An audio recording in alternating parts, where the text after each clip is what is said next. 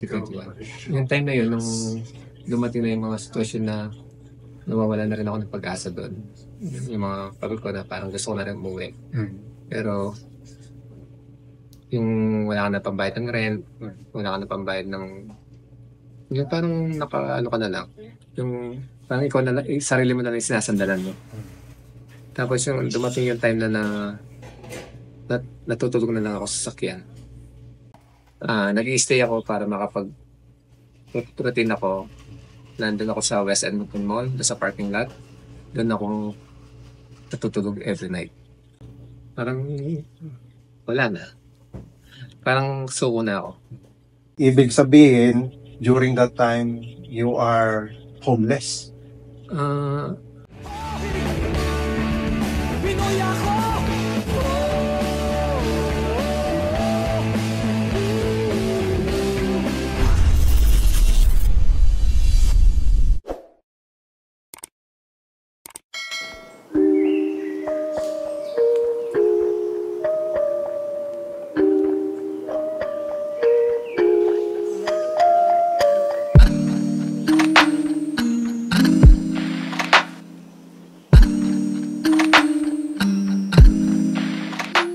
Uy, thank you, Jeff, sa Thank you, pag-invite mo Nets. sa akin dito sa Macau Imperial.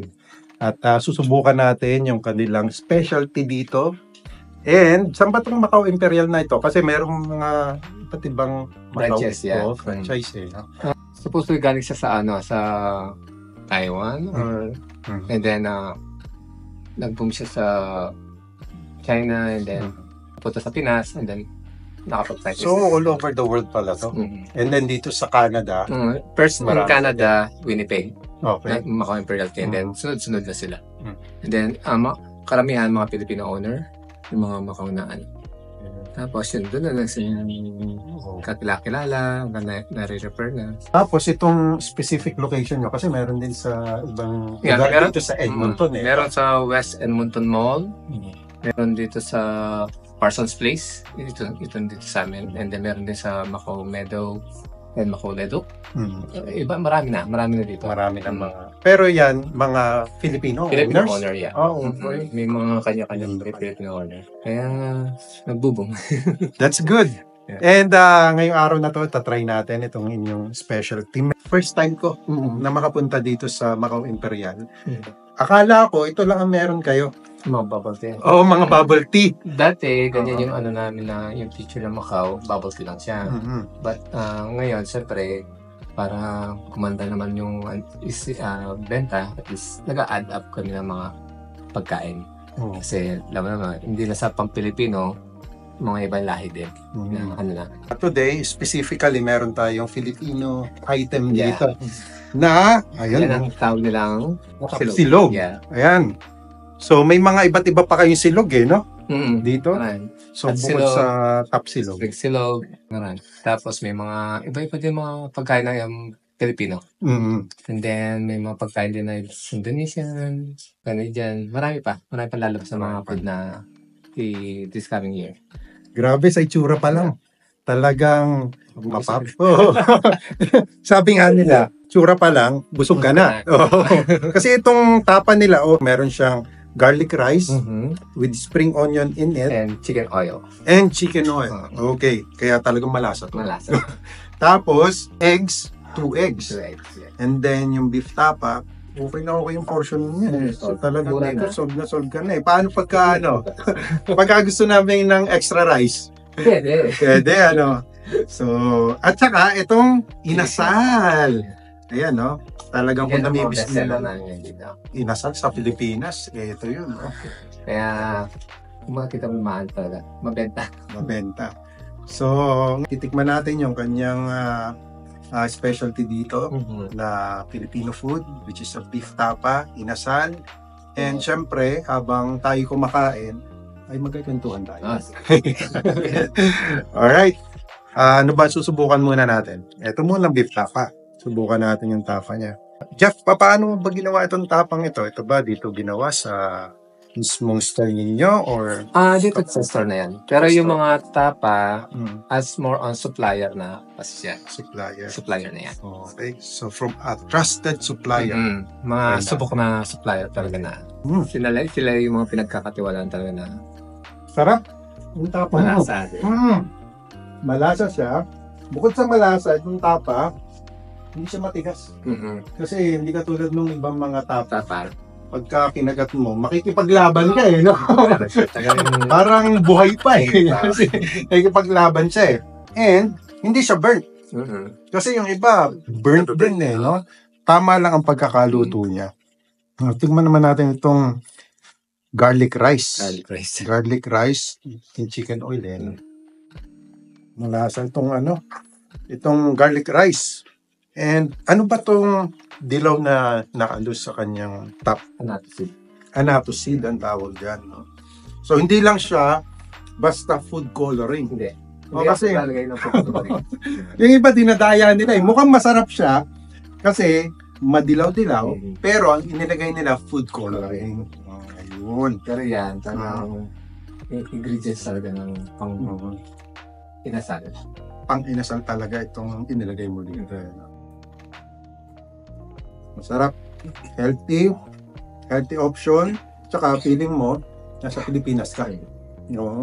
Panlasang Pilipino talaga. All day yan. All day breakfast yan. Hanggang gabi, gusto sila mag-order anytime. Hindi lang siya pang breakfast.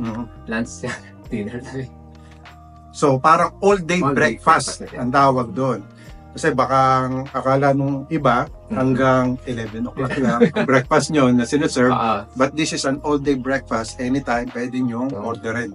Anong oras ba yung operating hours nyo dito? Operating hours namin until 11 a.m. to 9 a.m. Yun ang... This is Monday to Friday Monday or to Monday Friday. to Sunday? Monday to Sunday. Oo. Yeah, Monday to Sunday. Yung holiday lang nung nag-adjust yung hours namin. But ngayon, back to regular hours. Back to regular hours. Ito naman, ano tong prepare mo sa Ito yung atin? ito yung mga bestseller ngayon na Mango Pomelo Sagu. Mango Pomelo Sagu.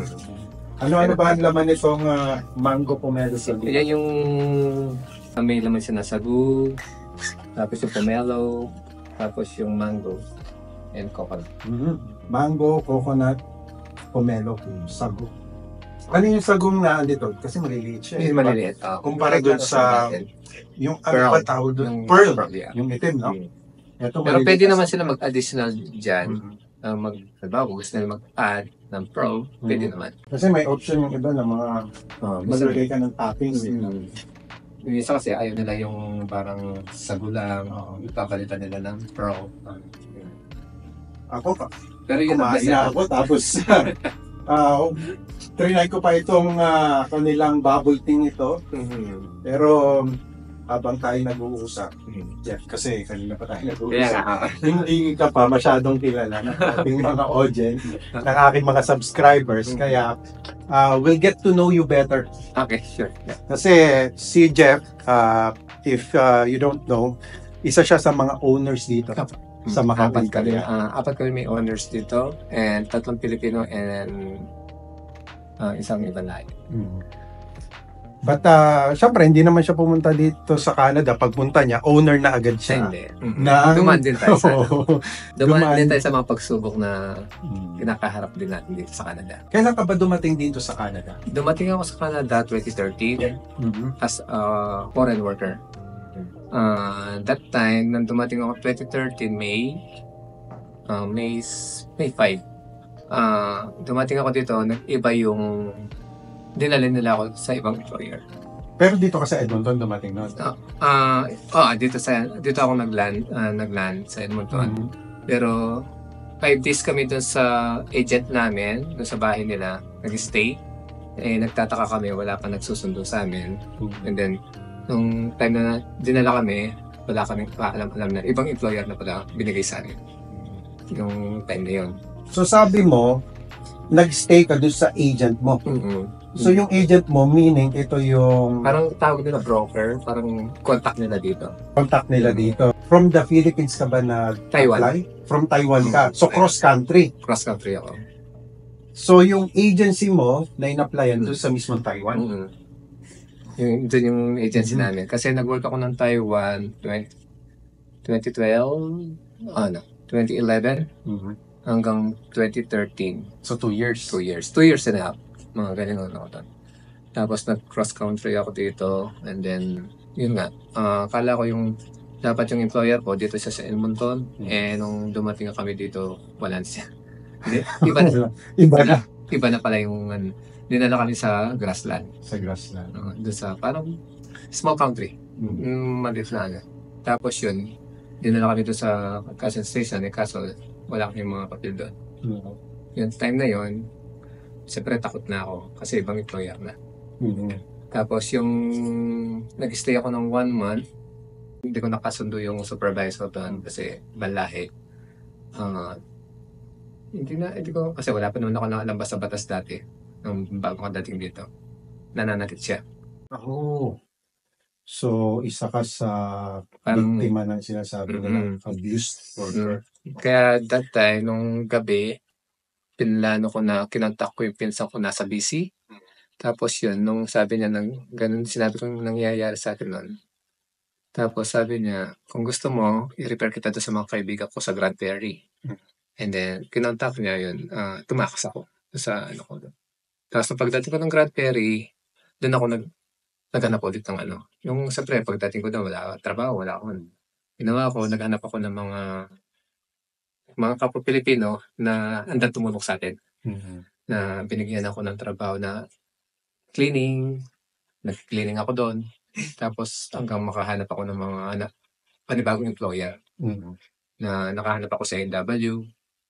Dalawa pa nga yung na-apply ko doon NW at saka Wendy's. Pares ako nabigyan ng permit. Kaya yun, nagsimula. Kaso nung after ng patapos na yung kontrata ko ng 2 years, nag-iba na naman yung policy ng Canada. Tinatawag nilang 4 years out. Oo, yung pagka hindi ka nakapag-apply ng permanent resident. Uwi ka na. Uwi ka na. Kaya ginawa Inabutan ko namin yun. Kaya ginawa namin noon, nag-student naman ako. Nag-apply naman ako ng student sa massage therapy. Tapos yun, talagang mahirap. Yung siyempre sarili packet mo yun, na pera. Nung time na matatapos ko na sana yung school, na short na ako. Hindi ko na kayang sustain yung school ko. Kaya ginawa ko na naman, back to foreign worker na naman ako. Naghanap na naman ako ng employer. Yun, nakakita naman ako sa Mary Brown naman yun. Tapos yun, doon ako nagsisimula na mag-build up na hanggang nagsimula ako ng tasty cooking by Jeff. Yun, pakunti-kunti na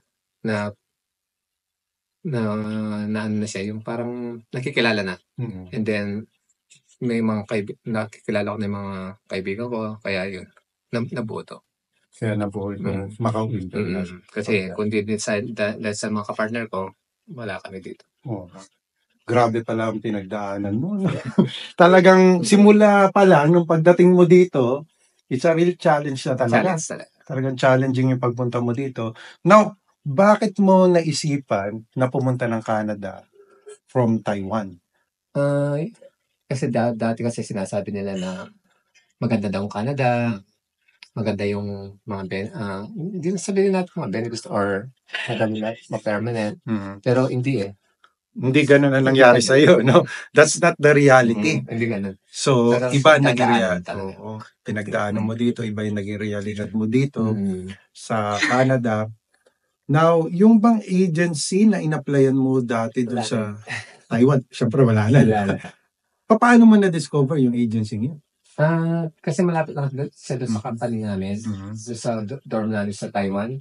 Siyempre, ang daming mga nag-apply doon. Ang dami yung word of mouth, yun, na nalalaman namin. Kaya yun, nag-try kami. Pero mabilis naman sila magbigay ng lamya. Kasi yung tawag nila dati, LMO. Yung time na yun. Madali lang makakuha dati ng LMO. Kaso nung pagdating mo dito, ibang employer binibigay. Kaya mahirap. Hindi mo talaga expect na doon ka talaga mabibigay sa ibang So yung mga kababayan natin dyan sa Taiwan, kahit hanggang ngayon, nag-a-apply sila doon sa mga agency na syempre through word of mouth na kinig nila sa kanilang kasama sa trabaho, or sa kaibigan or kakilala nila. And then, pagka nalaman nila yon, ultimano, nag-apply sila doon. And sometimes, ang nagiging downside nga ron is, syempre, nakita nila na nakapagpaalis yung agency na yon without making any further research. Kaya, syempre, nung time naman na yon, hindi mo siguro alam na ganun yung kakahinatnan mo. Tsaka hindi mo naman sasabihin sa mga kaibigan mo from Taiwan na ganito na nangyayari sa'yo na. Kasi siyempre, nakakaya din yun. Kasi alam nila na. Pero nasa sa'yo na yung diskarte na yun kung paano mo siya, kung paano ka lalaban dito. Kung paano kang tatayo. Parang ganun yung naging kapalaran ko dito. Tatang hindi ako sumuko. And then, I wanted to dig deeper dun sa iyong naging sitwasyon dito sa Canada na pagdating mo dito. Kasi hanggang sa ngayon naman, meron pa rin iba na mga kababayan natin na pagdating dito, yung inaasahan nilang employer sana na doon siya magtatrabaho, eh hindi ganun ang nangyayari. Marami yan. Hanggang ngayon, nangyayari yan. Kasi may mga kakilala akong ganyan. Nung pagdating mo dito, sabi mo, 5 days na nakadun ka sa agents mo. Oo, yung parang agent na namin. Oo. Nakatira kami doon. Yung broker ninyo, na doon kayo nakatira ng 5 days. Kaya, nung 5 days na yon, nagduda ka na ron. Duda na ako doon kasi nagtataka ko ba't wala pa sumusundo sa amin na employer namin. Kasi doon pa natatakot na kami noon. Pero mabait naman yung broker namin. Kaso, hindi niya kasi sinabi kung ano nangyayari sa amin. Yung pala, naghahanap pala sila ng employer na kung saan kami pwede pumunta. So, ibig sabihin, nag-apply ka doon sa agency yun, pagdating mo dito, wala pa pala kayong trabaho. Wala pa. Kasi yung nandiyan sa papers namin na work permit, iba siya. Supposed to ask you yung ano namin dito, yung employer ko. Pero nung pagdating ko dito, wala na pala yan. Hindi na pala kami kinikerry. Ngayon, pinasa kami sa mga ibang employer. Mahirap. Tagang hindi mo tagang yung kapalaran taga kahit saan. Mahirap kasi lalo na yun, wala kang kasiguraduhan. Especially, first time mo na makita ng Canada. Pocket money ko lang yun. Nasa $300 lang yung pocket. $300. Kaya nga, yun lang. Siya talagang very challenging that time na pumunta ka dito sa Canada na wala kang kasiguraduhan. Tapos, hanggang sa nagpalipat-lipat ka ng ibang mga province, tsaka province. Province. Land ko dito sa Edmonton, pumunta akong Grassland, Grand Prairie. And then, yung employer pa na nakuha mo is nakaranas ka ng abuse doon sa employer na yan. So, papaano nung nakaranas ka ng abuse doon, inireport mo ba ito sa... Sinabi ko lang doon sa may-ari. Kasi di rin ako mapakalintat nung time na kasi siyempre natatakot na rin ako na baka sa pagkarisagi. Nung time din na yon, sinabi ko na rin doon sa owner ng gasoline station na yung Shellnan. Nasabi ko, ganito yung ginawa niya sa akin. And then, that night, Finar siya. Kasi ako wala naman akong alam sa batas na. Siyempre, agong salta ka dito. Wala pa mga ka-idea kung paano yung kalakaran dito. Yung pang-fancy nila dito. Yun, nasabi ko naman sa employer ko na yung ano na yun. Sinabi naman na, yun, tinanggal niya yan. At saka yan din yung takot talaga ng mga, lalo na temporary foreign workers, na mag-report. Kasi, ang iniisip nila, pag ni-report ko ba ito, may mangyayari ba sa akin? Anong mangyayari sa status ko? Baka mapauwi din ako. Diba? Mapabalik ako sa bansa. Yung namin doon. Yun din kinakatakot ako sa pre. Hindi rin biro yung mga pinagdaan ng pupangpunta dito. Sa pre, nakungutang ka, nangiram ka ng pera para may pang gasto, yung pagsimula dito. Kaya, yun, nung nandito na ako tagang kinakaya ko lang. Ayaw kong ipakita sa mga tito o mga parents ko sa Pinas na ako okay. Yan talaga yung mga kababayan natin eh. Minsan nakikita mo lang na masaya sila dito. Di ba? Nakangiti. Meron, pero hindi nila alam yung the story behind. Diba na meron silang mga pinagdadaanan din. Lahat naman ng Pilipino, marami tayong mga pagsubok na kanya-kanya pinagdadaanan. Nakaranas ka ng abusive na employer, tapos nasabi mo na you became a student too. So why shift from having an employer to becoming a student? Yung time na 2016 yun, hindi rin, nag-iba din ng policy dati.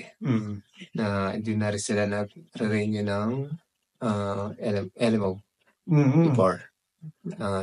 Kaya ginawa namin, nagsapalaran na naman para sa student. Kaya yung time na yun, tumodo kayo din ako kasi kailangan ng pang-tuition. Nag-port job ako one day, kahit 2 hours lang yung pahinga mo. Okay ako doon. Talagang tinis ko yun para may pang start pa sa school.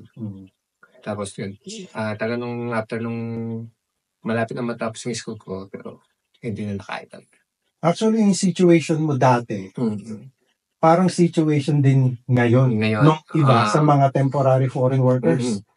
Kasi nagkaroon na restrictions ngayon saka limitations sa mga temporary foreign workers na maaring yung iba hindi na ma-renew yung kanilang work permit dito sa Canada.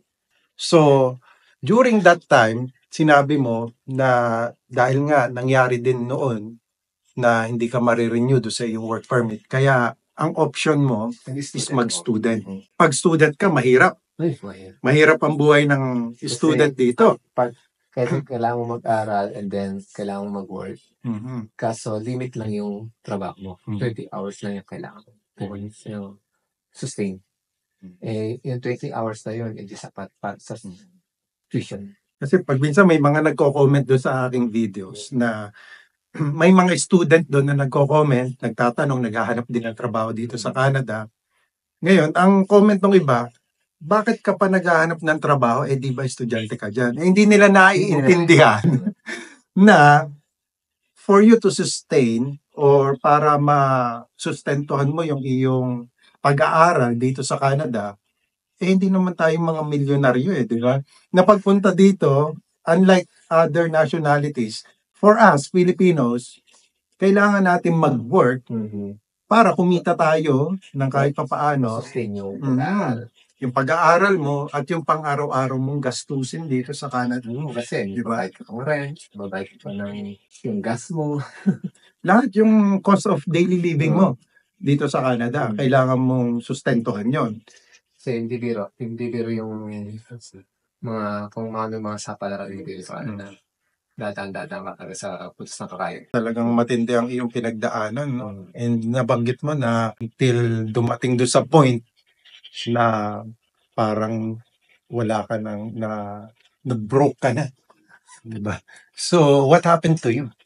Yung time na yun, nung dumating na yung mga sitwasyon na nawawala na rin ako ng pag-asa doon. Yung mga pagod ko na parang gusto ko na rin umuwi. Pero yung wala ka na pambayad ng rent, wala ka na pambayad ng yung parang ano ka na lang. Yung parang ikaw na lang, sarili mo na lang yung sinasandalan mo. Tapos yung dumating yung time na natutulog na lang ako sa sakyan ng 5 days. Tulog ako sa nag-i-stay ako para makapag-routine ako.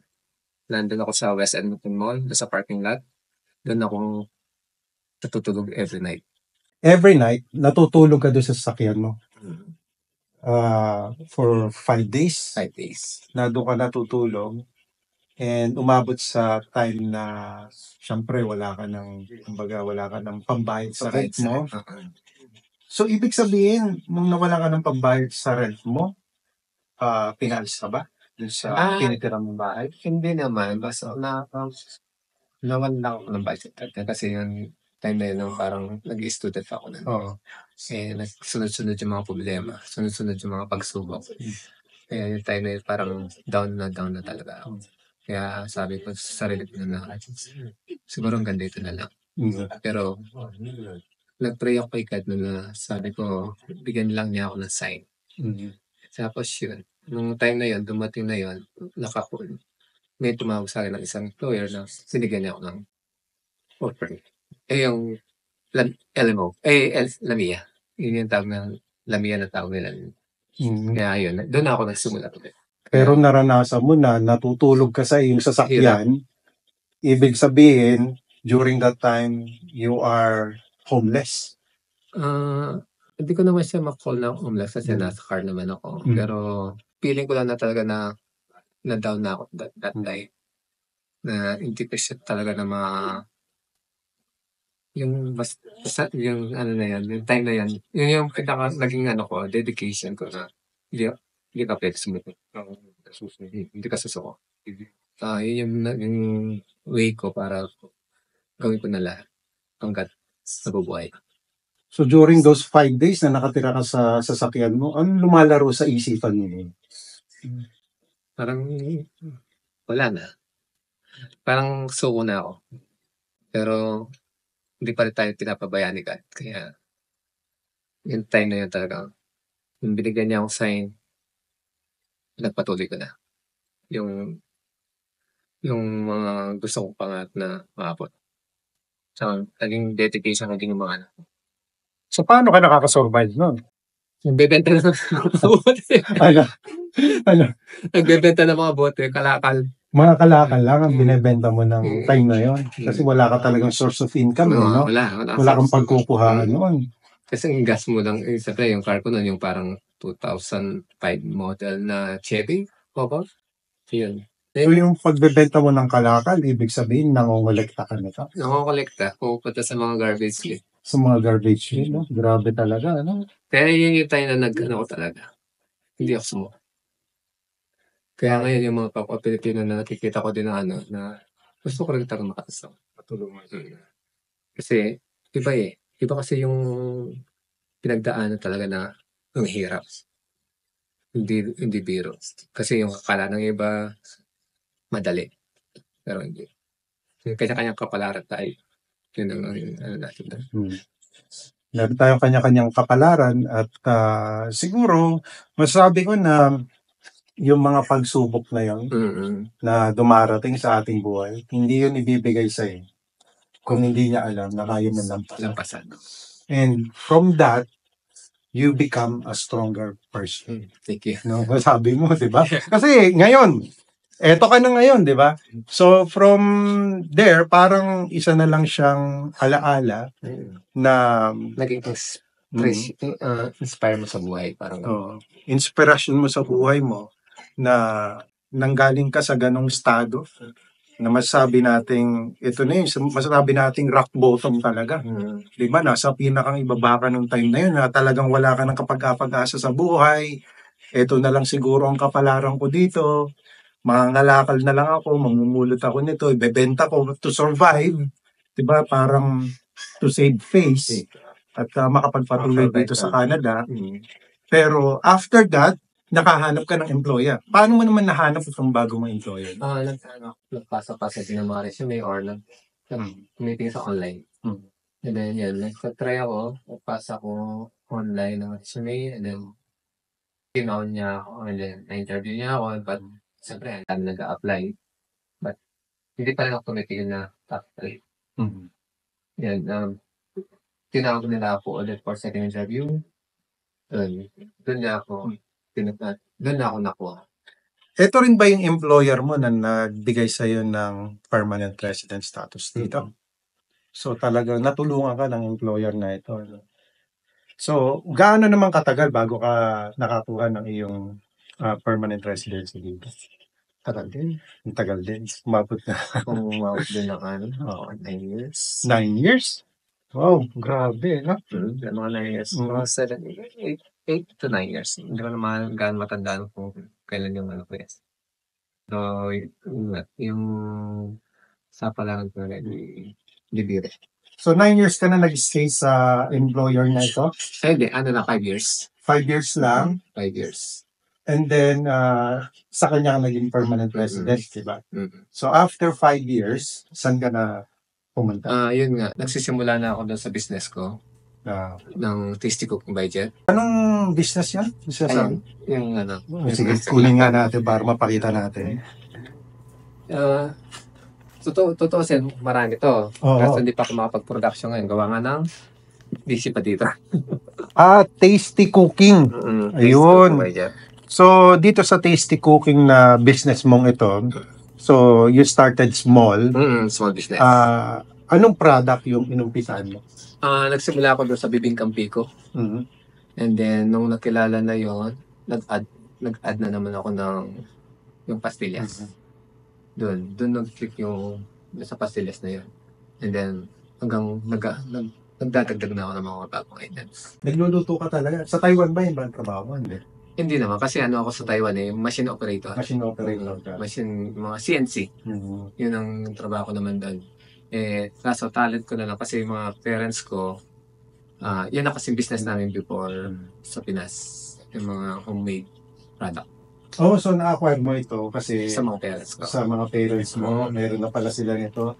And then yung talent mo ng pagluluto. At alam ko ito, hindi lang basta talent to Kailangan hilig mo to di ba? Kasi kung hindi mo hindi lang parang talent mo lang, gagawin mo lang. Hindi.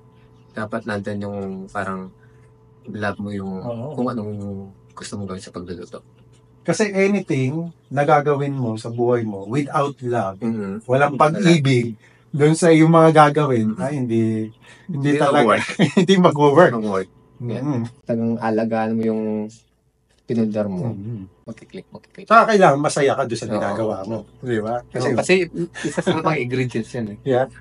Kasi pag minsan tinatanong nila, ano ba yung sikreto ng pagluluto mo? Hindi nila nalalaman, wala sa ingredients na nabibili yan. Kumbaga nasa passion mo yan for cooking. Nasa passion mo, nasa pag-ibig mo. Talagang dapat dedication. So, nag-umpisa ka sa konti na product until nag-evolve yung product mo. Tapos, siyempre, sinusupply ako ng mga Filipino store. Nagsusupply na kami sa supermarket downtown. Tapos yung mga hanggang yung mga kapartner ko dito, hanggang nakilala ko na sila. Una, kala ko joke lang, biro-biro lang. Pero that time na seryoso na pala. Oo. Yun, talagang sabi ng mga kapartner ko, si Ate Rachel, sabi niya, hanap ka ng location. Siyempre, hindi ako naniniwala. Pero, napatunayan na. Kaya yun, doon na nabuo yung team na. So, dito na nag-umpisa itong Macau Imperial, no? Na, kumbaga, through that idea, na kumuha ka ng location para dito sa business na ito. So, from the start ba, ito na yung business na nasa isip ng team ninyo? Ito yung ko, tapos sinadjust ko sa kanila, and then, yun. Kasi sa isang team kasi dapat mag-agree lahat. Nung nila, okay yan. Tapos yung mga idea namin, share kami ng mga idea. How did you come up with this idea? Dahil mahilig ako magluto. Kaya, yun. Namin. Tapos suggestion, mga ganyan. Hanggang na-complete na. Na-complete na. Yes. And then, when did you started this Macau Imperial? Ito ba yung original location niya? This is it, right? Ito yung first franchising namin magkaka-partner. Sana, in the future, dumami pa. Oo nga. Sana talagang mas dumami pa yung franchise. Diba? Kaya yung mga kapartner ko, talagang full support sila. Hindi ko talaga maaan sa kanila. So, ilan kayong mga owners dito? Apat yung owners. Lahat mga Filipinos. Mga Filipino owners. May iba kaming ibang lahi na sobrang bait din. Talagang full support din siya sa amin. So, how did you get to know these partners? Dahil sa sinusupplyan ko sila dun sa usually mayroon siyang store, Filipino store, Pinoy Can in 17th Street. Yung nag-meet up kami, and then yung mga kaibigan niya, pinakilala niya sa akin, and then yun, nag-meeting kami, and then nagplano kami, yun na. Doon na nag-umpisa. Hindi ko naman nakalain na matutuloy, pero basta pray lang, lakas ng loob, yun lang. So, from you becoming a temporary foreign worker dito, with a lot of struggles na napagdaanan mo, lahat yata nasubukan mo kasi from temporary foreign worker to becoming a student, and yung dumaan ka sa pagsubok sa buhay na munti ka na mag-give up, eto ka na ngayon. Diba? At isa ka na sa mga owners ng Macau Imperial. So, this will be your legacy to your sa iyong mga anak, sa iyong Kaya sabi ko nga, ina-advise ko din sila na in the future, ayos lang nila, galingan nila. Sila din naman mag-aan. Para at least, hindi biro-biro dito yung pinagdaanan. Ayun nga. Napakaswerte nila, diba? Talaga. Pero tayo, hirap. Hindi biro. So, how is the business going so far? Ngayon, naging busy that time. Talagang maraming sumusupport ng mga Pilipino sa atin. Dahil din sa kanila, nagpapasalamat din ako sa kanila. Katulad ng mga vlogger, mga food vlogger, tiktoker, malaki support sa inyo din. So, ganun talaga. Kaya nga kami talaga, ako specifically, naisipan ko na interviewin ka.